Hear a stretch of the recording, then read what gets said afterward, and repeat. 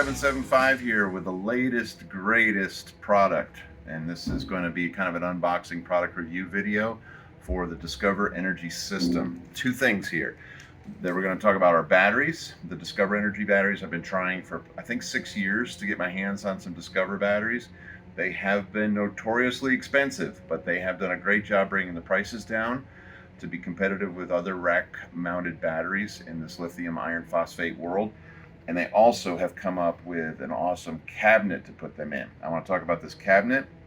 And because of the cabinet, they are UL 9540A compliant, which is important.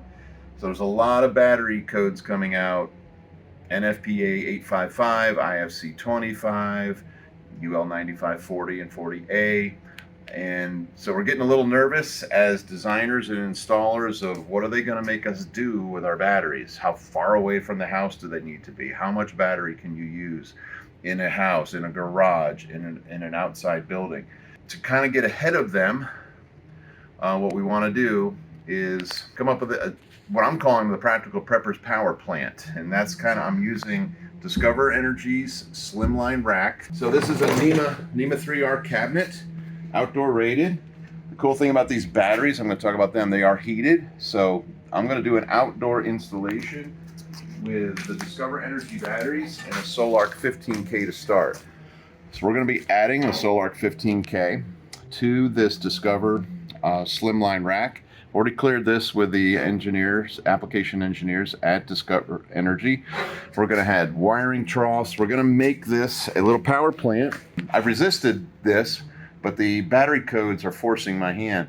So I'm going to go mount this to a concrete pad. We'll have conduits in there for both grid, load, solar, and controls. We'll get into that as well. So I'm really excited. This is going to sit out next to the solar array on an installation. I'm actually going to put it on my daughter's house, and we're going to build a power plant, build a complete system. We're working on the permit. And so let me show you a couple more things. So the battery is over here. Just pulled one out of the box. Nice looking battery, Discover AES Rackmount battery. And what I like, no dip switches, simplification, breaker, positive and negative, very easy, very simple in terms of installation. These batteries with the millions of dip switches, there's too many failure modes. The Discover Link 2 is going to allow me to communicate, be the connection, the bridge between the batteries and the inverter.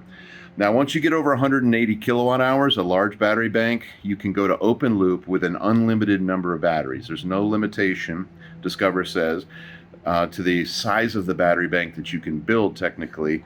But if you're under 180 kilowatt hours, then you would use a Link 2 to connect to various inverters, Sol-Ark, Schneider, Victron, etc. The other cool thing in this that's I'm real excited to check out is the ability to do load shedding or load management, load control using the relays that are built into this.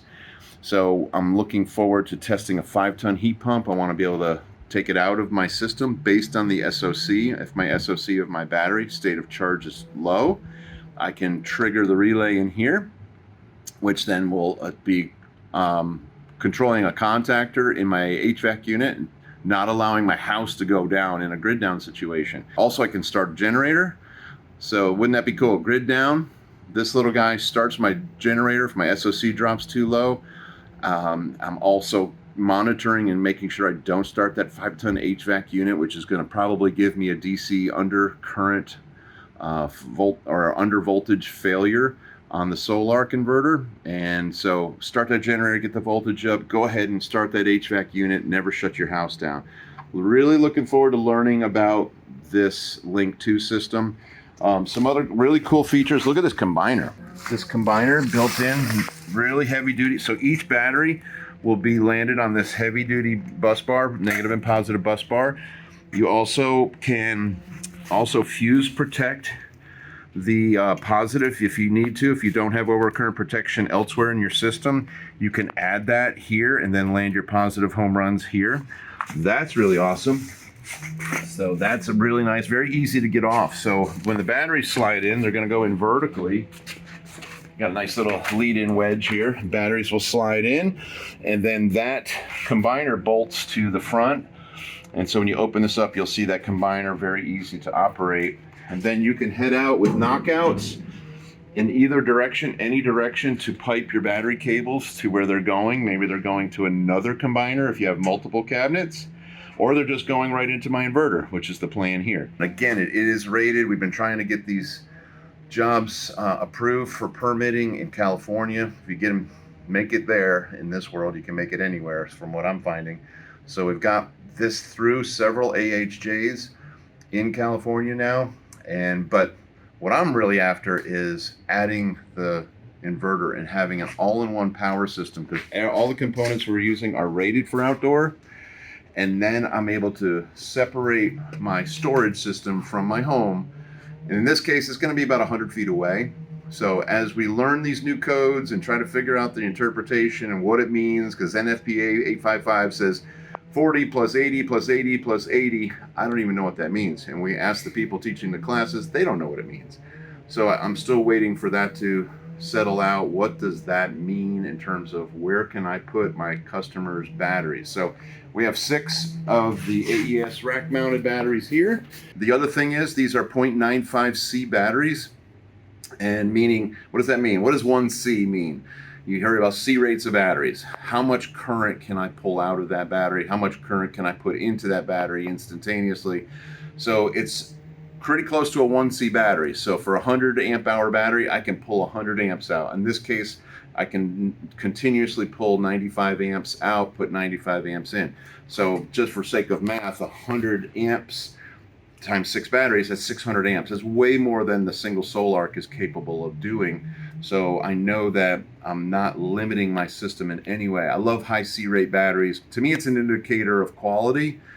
You have a lot of batteries out there that people buy just kicking tires and buying the cheapest battery, but their C rates are 0.5.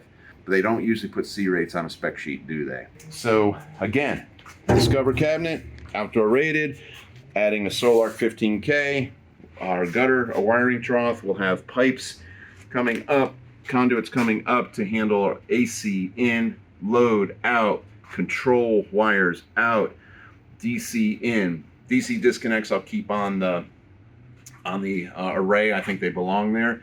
The other thing is we'll be putting bypasses and fusible disconnects or overcurrent protection for the utility requirement for a disconnect. I think they need to be in line of sight of the meter. So I don't want those things controlling what I do with this system. What I need in this system is a battery away from my dwelling. I need a good inverter, and then basically being the hub to transfer this power. But I'm not going to be adding bypasses and disconnects to this because of the location of this is variable. It can be anywhere. So that's my plan, the Practical Preppers Power Plant. Let me know what you think.